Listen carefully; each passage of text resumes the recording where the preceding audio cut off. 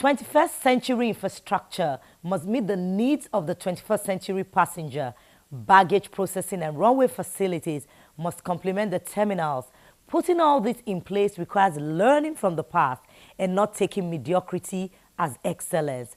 That's the view of the former managing director of the defunct Virgin Nigeria Airline, Captain Dapo Olumide. He was speaking at a forum in Lagos. You cannot, it is not possible for you to determine your future unless you know where you're coming from. There is a reason why Kano Airport was built to accommodate the number of people it was built to accommodate at the time, in 1936. What did we do between 1936 and today? We tiled the floors. You launch a new terminal, a lounge that can accommodate 100 people. But even back in the 1960s, when the VC-10 was coming here, the VC-10 has 136 seats. So already, Kano Airport was too small in 1936 when it was built, but it was adequate at the time. But in the 60s, it was too small. What did we do between the 60s and today? Nothing. You can't go anywhere without infrastructure. It doesn't matter what grand plan you have for the future and how you intend to get there. You can bring in an Airbus A380 into Lagos. It can land on the international runway in Lagos. It can also land in Abuja. That's not a problem. But how do you disembark 500 passengers? How do they collect their luggage in a reasonable time frame? West African Airways Corporation, one of the downfall was the fact that flights were delayed because of inclement weather, Harmattan. Harmattan is inclement weather. It is not a tornado or a hurricane. It is just reduced visibility because of dust. In the rest of the world, they have what they call Category 3 approaches, Category 3C approaches, A, B, or C. You can land in 0 visibility. In other words, you can't see me talking to you here, but you can land an airplane. Here we delay flights because of the Harmattan. In the same problem that killed West African Airways Corporation in 1958, we haven't solved that problem. So what lesson have we learned?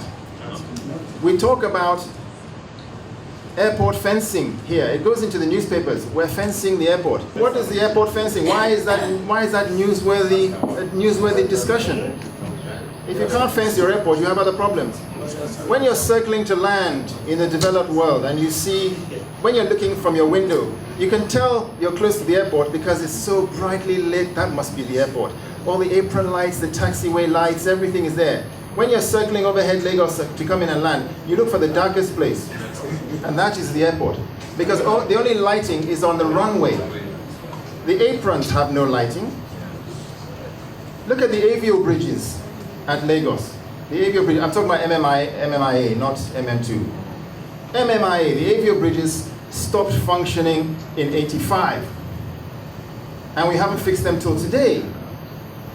And every time you land in your British Airways or Lufthansa or whatever it is, ladies and gentlemen, this is the captain speaking, we have to shut down our engines and be towed to the gate. And nobody seems to be embarrassed about that. What are the lessons learned? No. Do you see why I'm saying there have been no lessons learned? Because we want to go forward, but we haven't solved the problems of today. We need to know where we are today. You see, the problem is in summary. Let me just summarize it. We have set mediocrity to be the new benchmark of excellence. Yeah. Thank you. You are happy to drive on the roads with cars on either side of you, downforce being lawless, traffic lights, nobody's obeying them, and you just say, nah, so you be.